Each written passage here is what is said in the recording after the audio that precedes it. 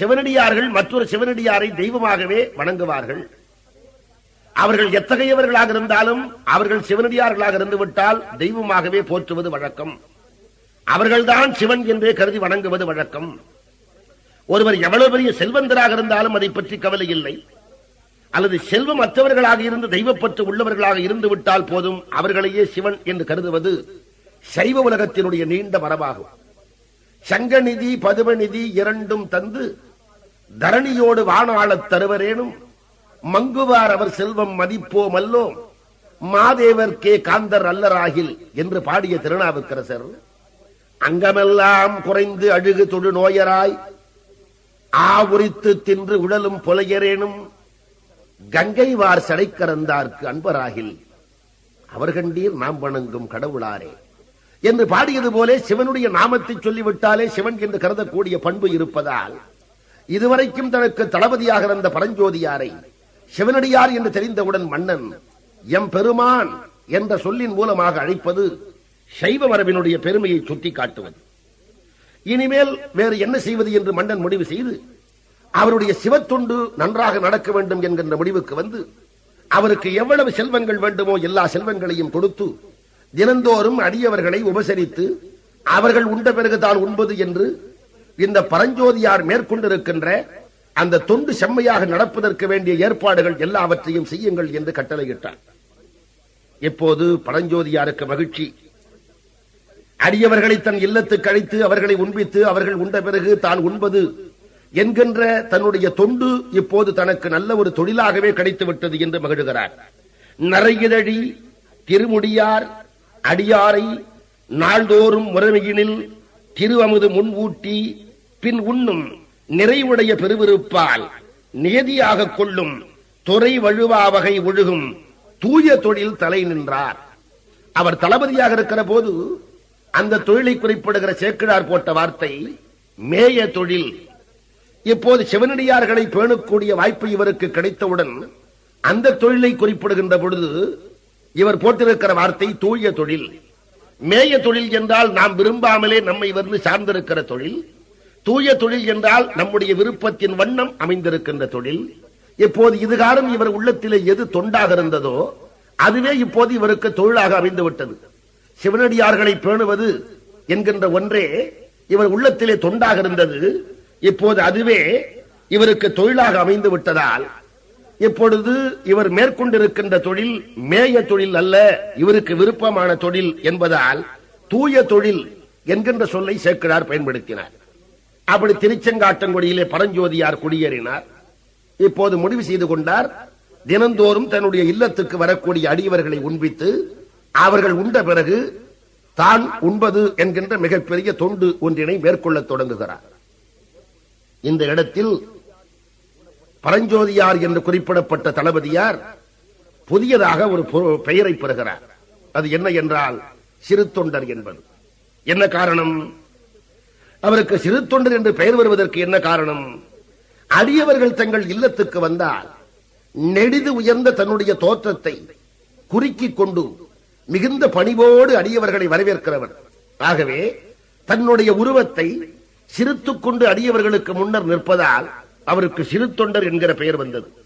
மேதகையார் அவர் முன்பு, அதாவது தன் இல்லத்தை தேடி வரக்கூடிய அடியவர்களுக்கு முன்பாக மேதகையார் அவர் முன்பு மிகச் சிறியராய் அடைந்தார். ஆதலினால் சிறு தொண்டர் என திகழ்ந்தார் அவனியின் மேல். அடியவர்கள் வருகின்ற நேரத்தில் தன்னுடைய உடம்பையெல்லாம் கொலுக்கிக் கொண்டு சிறு தொண்டராக நிற்பதனுடைய விளைவாக அவருக்கு சிறு தொண்டர் என்கிற பெயர் அமைந்தது. இப்போது அவர் முடிவு செய்து கொண்டிருக்கின்ற தொண்டு தொழில் என்ன என்றால் அடியவர்கள் இல்லத்துக்கு அழைத்து அவர்கள் உண்ட பிறகு தான் உண்பது என்று. இப்படி தொண்டினை ஒருவர் மேற்கொள்ள வேண்டும் என்று விரும்பினால் அவருக்கு என்ன தேவை? தினந்தோறும் தன் இல்லத்துக்கு அடியவர்களை வரவழைத்து அவர்கள் உண்ட பிறகு தான் உண்பது என்ற ஒரு திருத்தொண்டை மேற்கொள்ள வேண்டும் என்று ஒரு அடியவர் விரும்புகிறார். அவருக்கு தேவையானது என்ன? அவருக்கு தேவையானது அடியவர்கள் வந்தால் அவர்களுக்கு போடுவதற்கு உணவு தேவை. உணவில்லாமல் அழைப்பார்கள். பிறகு அந்த அடியவரை அழைத்து அவர்களை அமர வைத்து அவர்களுக்கு இலையை போட்டு அதிலே உணவை பரிமாற வேண்டும். பிறகு என்ன கையிலா போடுவார்கள்? இவை எல்லாவற்றுக்கும் மேலாக முதல் என்ன தேவை? ஒரு அடியவரை உபசரிக்க வேண்டும் என்று ஒருவர் நினைத்து விட்டால் முதலாக அவருக்கு என்ன தேவை? ஏறுக்கு மாறு பேசாத மனைவி தேவை. இல்லறத்திலே இப்படி ஒரு தொண்டு மேற்கொள்ள வேண்டும் என்று ஒருவர் எண்ணினால் அவர் தொண்டுக்கு சார்பாக இருக்கக்கூடிய மனைவி முதற்கண் தேவை.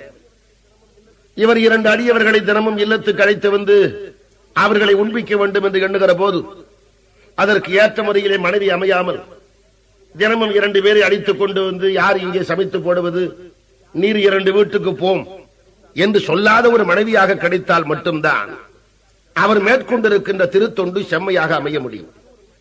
அப்படி அற்புதமாக ஒரு மனைவி அவருக்கு அமைந்தார். பரஞ்சோதியார் சிறுத்தொண்டர் என்கிற பெயர் பெற்று அவருக்கு அமைந்திருக்கின்ற மனைவியார் பெயர் திருவெண்காட்டு நங்கை.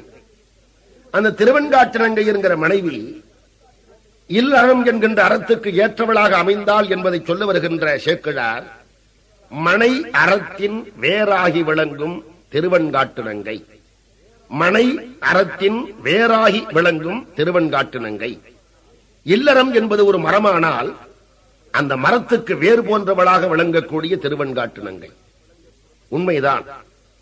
ஒரு மனிதனுடைய வாழ்க்கையை, அவன் இல்லற வாழ்க்கையை ஒரு மரத்துக்கு ஒப்பிடுவோமானால் மரத்திலே இருக்கின்ற கிளைகள், இலைகள், காய்கள், கனிகள் போன்றவர்கள் அவனுக்கு பின்னாலே வரக்கூடிய தலைமையில் சார்ந்திருக்கிற பேரன்கள், பேத்திகள், பிள்ளைகள், கிளைகள், இவர்களை போன்றவர்கள்.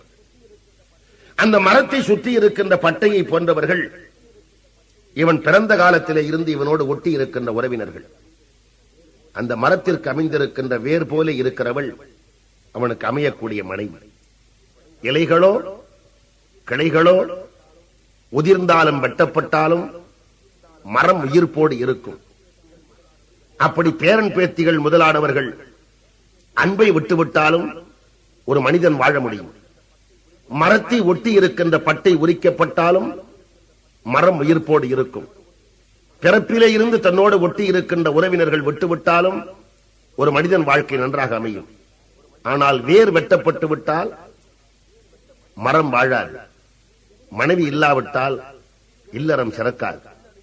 எவ்வளவு கருத்துக்களையும் உள்ளடக்கி மனையறத்தின் வேறாகி விளங்கும் திருவெண்காட்டு நங்கை என்கின்றவள் மனைவியாக வந்து அவருக்கு அமைந்திருக்கிறார். அவர்கள் இல்லற பயனாக அவர்களுக்கு அருமையாக ஒரு குழந்தை பிறந்தது. சீராகவே வளர்த்துக் கொண்டு வந்தார்கள். ஆகவே பிள்ளைக்கு சீராளன் என்கின்ற பெயரே அமைந்து விட்டது. இப்போது அவர் மேற்கொண்டிருக்கின்ற தொழிலுக்கு, அதாவது அடியவர்கள் வந்தால் அவர்களுக்கு உணவு சமைத்து போட்டு உபசரிப்பதற்கு, சமையல் பணி செய்வதற்காக சந்தன நங்கை என்கின்ற ஒரு பெண் அந்த வீட்டிலே நியமிக்கப்பட்டார். 4 கொண்ட குடும்பமாக அது விளங்குகிறது. சிறுத்தொண்டர், திருவெண்காட்டு நங்கை, சீராளன், சந்தன நங்கை என்ற பணிப்பெண் என்ற 4 கூடியிருக்கிற குடும்பம். எந்த விதமான தடையும் இன்றி தினந்தோறும் அடியவர் வருவதும் அவர்களுக்கு உண்பிப்பதும் அவர்கள் உண்ட பிறகுதான் உண்பதும் இப்பேற்பட்ட தொண்டினை கொஞ்சம் கூட தவறாமல் செய்து கொண்டே வருகிறார். இங்கேதான் இறைவனுடைய சோதனை தொடங்கப் போகிறது. பக்தி பக்தி என்று சொல்லுகிறோமே, அதற்கு உள்ள இலக்கணம் என்ன என்றால், தான் எடுத்துக் கொண்டிருக்கின்ற செயலில் உறுதியாக இருப்பது, அவ்வளவுதான். அதற்கு எவ்வளவு இடையூறுகள் வந்தாலும், எவ்வளவு சோதனைகள் வந்தாலும், தான் எடுத்துக் கொண்டிருக்கின்ற லட்சியத்திலே இருந்து மாறுபடாமல் இருப்பதற்குத்தான் பக்தி என்று பெயர். இவர் அடியவரை உண்பிப்பது என்ற ஒரு விரதத்தை மேற்கொண்டிருக்கிறாரே, ஒரு தொண்டினை மேற்கொண்டிருக்கிறாரே, அந்த தொண்டினை செம்மையாக செய்கின்றாரா இல்லையா என்று காண வேண்டும் என்று இறைவன் இவருக்கு சோதனை மேல் சோதனையை காட்டப் போகிறார். இதுவரைக்கும் எந்த விதமான இடையூறும் இன்றி தினந்தோறும் அடியவரை உண்பித்துக் கொண்டிருக்கிறார். நல்ல கண்ணுக்கு நிறைந்திருக்கின்ற பிள்ளை, அழகிய பிள்ளை, சீராளன் என்ற பெயர் பெற்ற பிள்ளை, சுருளும் மயிர், நுதல் கட்டி, 2 காதிலும் மணிக்குதம்பை, மருவு திரு கண்டனான், மார்பிடில் அழகிய ஐம்படை, பொருவில் வைரச்சரி, பொன்னரஞான், புனை சதங்கை, இப்பேற்பட்ட அழகோடு கூடியிருக்கின்ற அணிகலங்களை அமைந்திருக்கின்ற சீராளன் என்கிற பிள்ளையோடு இவர் செம்மையாக வாழ்ந்து கொண்டிருக்கிற நாளில் இவரை சோதிக்க வேண்டும் என்று திருவுள்ளம் பற்றி இருக்கின்ற இறைவன் ஒரு நாள் தன்னுடைய சோதனையை தொடங்குகிறார். அது என்ன சோதனை? ஒரு நாளைக்கு சிறு தொண்டருக்கு அடியவரே கிடைக்கவில்லை. திருச்செங்காட்டங்குடியிலே வழக்கமாக தன்னுடைய இல்லம் தேடி வரக்கூடிய அடியவர்களை உபசரிக்கக்கூடிய சிறு தொண்டருக்கு அடியவர் கிடைக்கவில்லை என்று சொன்னால் அதுவே முதல் சோதனை அல்லவா? என்ன இந்த அடியவரே கிடைக்கவில்லையே என்று மனம் நொந்து போய் எப்படியும் அடியவரை தேடியே தீர வேண்டும் என்று திருச்செங்காட்டங்குடியிலே இருந்து புறப்பட்டு பக்கத்தில் இருக்கின்ற ஊர்களுக்கெல்லாம் சென்று ஏதேனும் அடியவர் கிடைக்க மாட்டாரா என்று தேடிக்கொண்டு புறப்பட்டு போனார் சிறு தொண்டர். வழக்கம் போலே அடியவரோடு தன்னுடைய கணவனார் வருவார், அவரை உபசரிக்க வேண்டும் என்று திருவெண்காட்டு நங்கை அம்மையார் காத்திருக்கின்றார். இவர் எல்லா இடத்திலும் தேடி ஒரு அடியவர் கூட கிடைக்கவில்லை. அன்று எல்லாம் வல்ல இறைவன் காப்பாளிக வடிவத்திலே வருகின்றார். இவரை சோதிக்க வேண்டும் என்பதற்காக காப்பாளிக வடிவத்திலே வருகிறார். காப்பாளிகம் என்பது வடநாட்டு சைவ வேதியர் வடிவம். தென்னாட்டு சைவ வேதியர் வடிவத்திலே இருக்கிற தோற்றம் வேறு, வடநாட்டு சைவ வேதியர் வடிவத்திலே இருக்கிற தோற்றம் வேறு. தென்னாட்டிலே ஒரு பஞ்சகச்சம், ஒரு ருத்ராட்சம், ஒரு சிகை, இப்பேற்பட்ட தோற்றத்தோடு கூடியவர்களை நாம் சிவனடியார்கள் என்கிறோம். காபாலிகம் என்று சொன்னால் கழுத்திலே இருந்து கால் வரைக்கும் கருப்பு அங்கி, கையிலே மண்டை ஓடு என்கிற பிட்சை பாத்திரம், வலது கையிலே சூலம், இவற்றோடு கூடிய தோற்றத்தோடு காபாலிகர் அந்த திருச்செங்காட்டங்குடிக்கு வருகிறார். சிறு தொண்டர் வீடு இருக்கின்ற தெருமுனை வரைக்கும் மிக வேகமாக நடந்து வந்த காபாலிகர் அவருடைய வீடு இருக்கின்ற தெரு அதுதான் என்று அறிந்து கொண்டு அந்த தெருவுடைய முனையிலேயே ஏதோ 6 மாதம் பட்டினி கிடக்கின்றவரை போலே தன்னுடைய வயிற்றை பிடித்துக் கொண்டு போகின்றவர்கள் வருகின்றவர்கள் எல்லோரையும் பார்த்து, ஐயா, அடியவர்களுக்கு உணவு போடுவாராமே சிறு தொண்டர் என்ற ஒருவர், அவர் வீடு எது ஐயா? எனக்கு பசி தாங்கவில்லை என்று ஏதோ 6 மாதம் பட்டினி கிடக்கின்றவரை போலே நடித்துக் கொண்டு வருகிறார் காப்பாளிகர். வருகின்றவர்கள் போகின்றவர்கள் எல்லோரையும் அழைத்து, அடியவர்களுக்கு உணவு போடுவாராமே அவருடைய இல்லம் எது?